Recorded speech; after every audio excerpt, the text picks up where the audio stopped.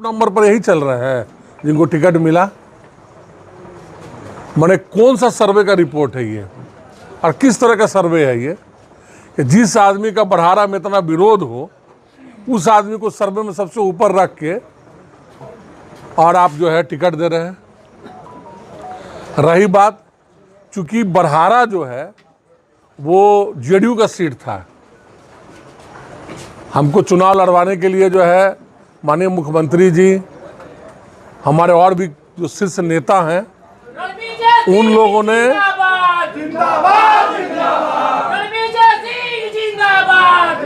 ने कमिटमेंट किया और हम चुनाव लड़ने के लिए आए थे। हम उस समय बतौर एमएलसी रहे हुए थे, तो कोई ऐसा तो कोई ये था नहीं, लेकिन चुनाव लड़ने के लिए ही हम जो है आए थे। उस समय किसी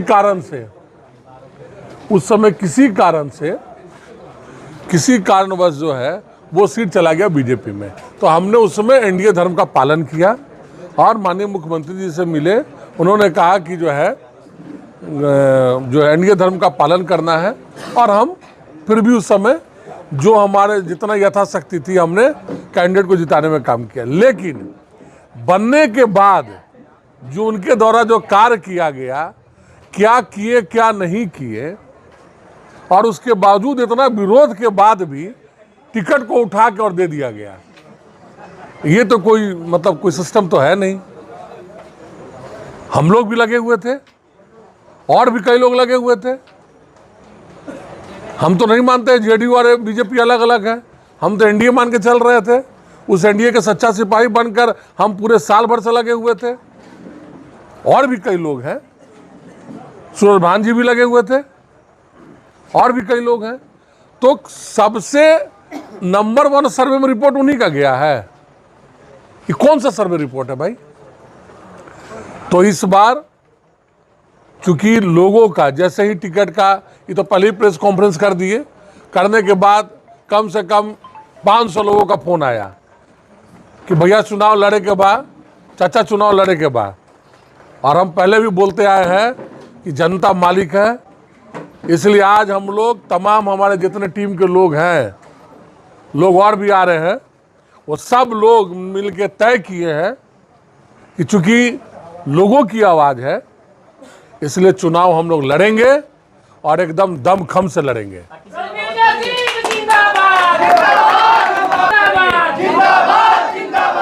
17 तारीख को हम लोग नॉमिनेशन अपना फाइल करेंगे और पूरे दमखम से, क्योंकि हम लोग काम किए हुए हैं, लोगों के बीच जाएंगे। लोग खुद चाह रहे हैं कि पहले आप हमारे बीच में आइए। हम तो थोड़ा बहुत मन भी ये कर रहे थे, लेकिन लोगों को कहना था कि किसी हाल में आपको चुनाव लड़ना है। तो आप मान के चलिए कि अगर लोग बोल रहे हैं, जनता बोल रही है, लोकतंत्र के मालिक वो लोग हैं, तो कैसे नहीं चुनाव लड़ेंगे? पार्टी से बगावत करेंगे? देखिए, बात बगावत की नहीं है। अगर बगावत करना रहता तो पिछले बार भी तो हमको टिकट नहीं मिला था, उस समय भी हम कर सकते थे। अभी सिर्फ हम जनता की बात मान रहे हैं, अपने लोग की बात मान रहे हैं, जो हमारे सच्चे जो कार्यकर्ता है, जो सच्चे सिपाही हैं, उनकी बात कर रहे हैं। जब वो लोग बोल रहे हैं चुनाव लड़ने के लिए, तो कैसे नहीं चुनाव लड़ेंगे? आप आज सीएम हाउस भी गए थे, नीतीश कुमार से मिलने गए थे, बीच में आपको रोका गया, क्या बातचीत हुई?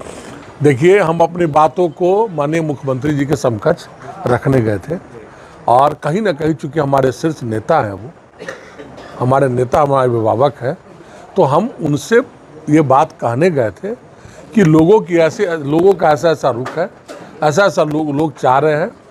सो चुनाव आप हमको आज्ञा दीजिए, परमिशन दीजिए, क्योंकि अब अगर चुनाव नहीं लड़ेंगे तो बरहारा के लोग इसको माफ़ नहीं करेंगे हमको। और हम तो आप ही के सिपाही बन के गए हुए थे।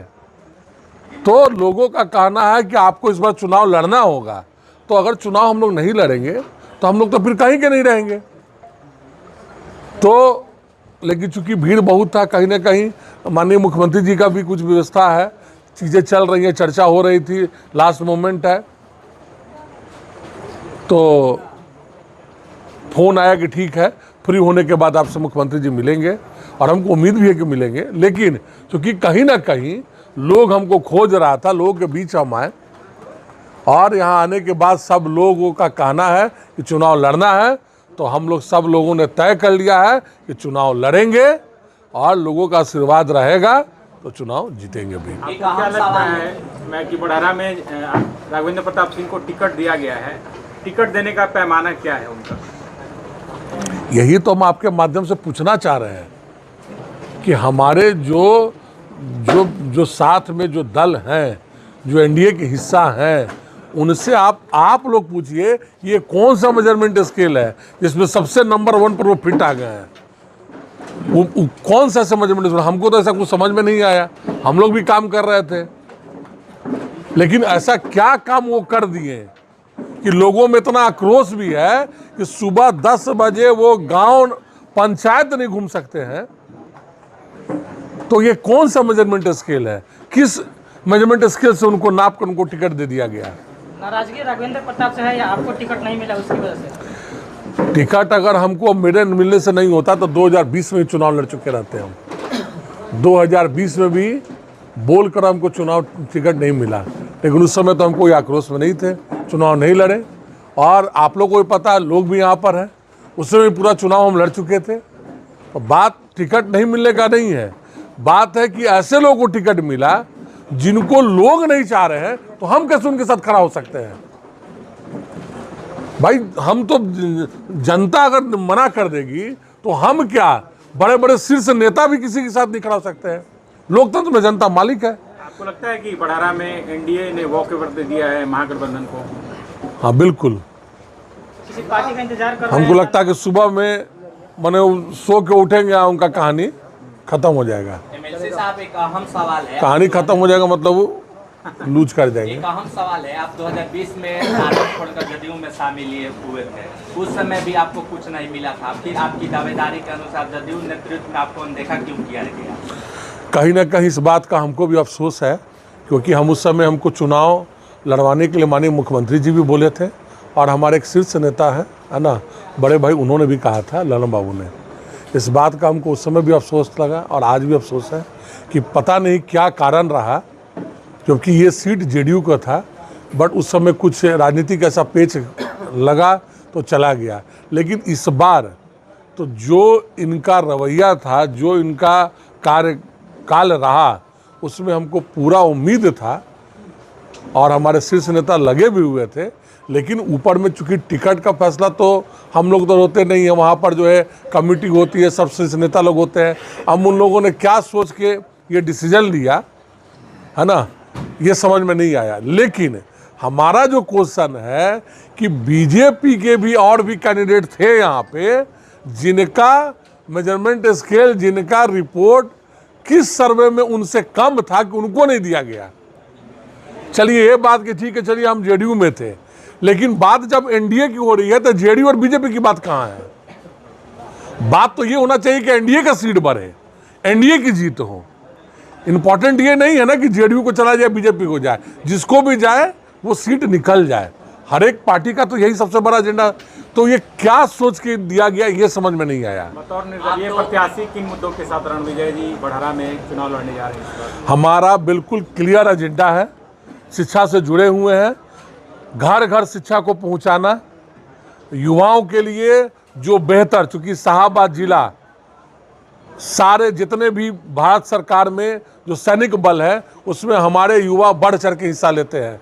उनके लिए फिजिकल से लेके, दौड़ से लेकर जितनी उनकी ज़रूरत हो, उन युवाओं को सपोर्ट करना, बच्चियों को शिक्षा का प्रचार प्रसार करना, स्वास्थ्य की स्थिति जो है उसके लिए अधिक से अधिक जो है बेहतर तरीका हो, लोगों तक जो है जल्दी से जल्दी एम्बुलेंस पहुंच जाए, डॉक्टर पहुंच जाए। उसके बाद जो सबसे बड़ी समस्या है बढ़ारा में बाढ़ को लेके, हमको अगर उम्मीद है जनता हमारे साथ रहेगी, उनका आशीर्वाद मिलेगा। इन सब चीज़ों को सरकार जिसकी भी रहे, हम लोग जाके बात करके और बढ़ारा में इन समस्याओं को दूर करने का काम करेंगे। एक तरफ एनडीए लड़ रही है, दूसरी तरफ महागठबंधन के उम्मीदवार है, ऐसे में आप निर्दलीय चुनावी मैदान में उतर गए हैं, किन किन कठिनाइयों से आपको सामना करना पड़ेगा? कोई कठिनाई नहीं होगी, जहां जनता रहेगी जीत वहीं होगा, कोई कठिनाई नहीं होगी। नॉमिनेशन कब करने जा रहे हैं सर? 17 तारीख को हम लोग नॉमिनेशन करने जा रहे हैं। बढ़ारा की आम आवाम को क्या अपील करें? बढ़ारा की जनता से हमारे के माध्यम से क्या अपील करेंगे?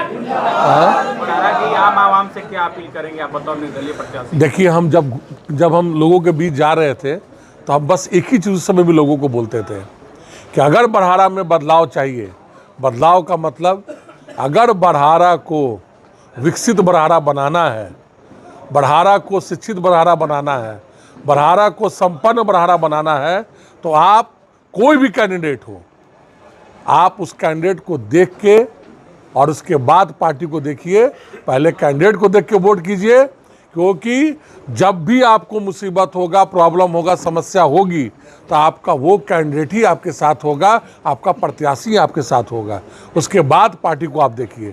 और लोगों ने स्वस्थ किया जहाँ जहाँ गए, इस बार हम लोग कैंडिडेट को देख के ही वोट करेंगे। बीच में आपने दो लोगों का नाम लिया, सुलेमान सिंह और अजय सिंह। यदि वो लोग प्रत्याशी के रूप में आते तो फिर भी रणविजय सिंह निर्दलीय लड़ते क्या? देखिए, अगर सुलेमान सिंह आते, दूसरे का नाम नहीं लिए हम, अगर सुलेमान सिंह आते तो कहीं ना कहीं हम इस पे जरूर सोचते कि हमको चुनाव निर्दलीय लड़ना है कि नहीं लड़ना है। एक एमएलसी साहब अहम सवाल है, अभी भी लग रहा है कि एनडीए प्रेम आप में है, आप कैसे बातों से लग रहा है? आदमी जिस जगह जुड़ा रहता है, जिस छत के नीचे रहता है, जिस घर में रहता है, उस घर से एक लगाव होता ही है। आज कहीं ना कहीं ये अफसोस के साथ कहना पड़ रहा है कि इस तरह से एनडीए को यहाँ पर कमज़ोर किया गया। इसका ना कोई कारण पता चला, ना क्या वजह रहा, है ना, क्योंकि बड़हरा जिसको चित्तौड़गढ़ कहते थे और ये शुरू से एनडीए का सीट रहा है। ये आज़ादी से लेके अभी तक मैक्सिमम टाइम ये एनडीए का सीट रहा है। लेकिन क्या कारण रहा, क्या नहीं रहा, ये बड़ा मुश्किल है कहना। लेकिन कहीं ना कहीं आज बड़हरा को लोगों ने बैकफुट पर डाल दिया है। एनडीए के साथ रहेंगे या महागठबंधन के साथ? अब जनता तय करेगी कि हम कहाँ किसके साथ रहेंगे। नीतीश कुमार भी बीजेपी से नाराज चल रहे हैं, ऐसा खबर आ रहा है। अब देखिए, ये चीज़ तो हमारे शीर्ष नेताजी ज़्यादा अच्छा जवाब दे सकते हैं, है ना। इसमें हम क्या कह सकते हैं कि कमजोर किया जा रहा है एनडीए में। हमारे नेता कभी कमज़ोर नहीं हो सकते हैं, ना कमज़ोर थे ना कमज़ोर होने वाले हैं। ठीक है सर, थैंक यू।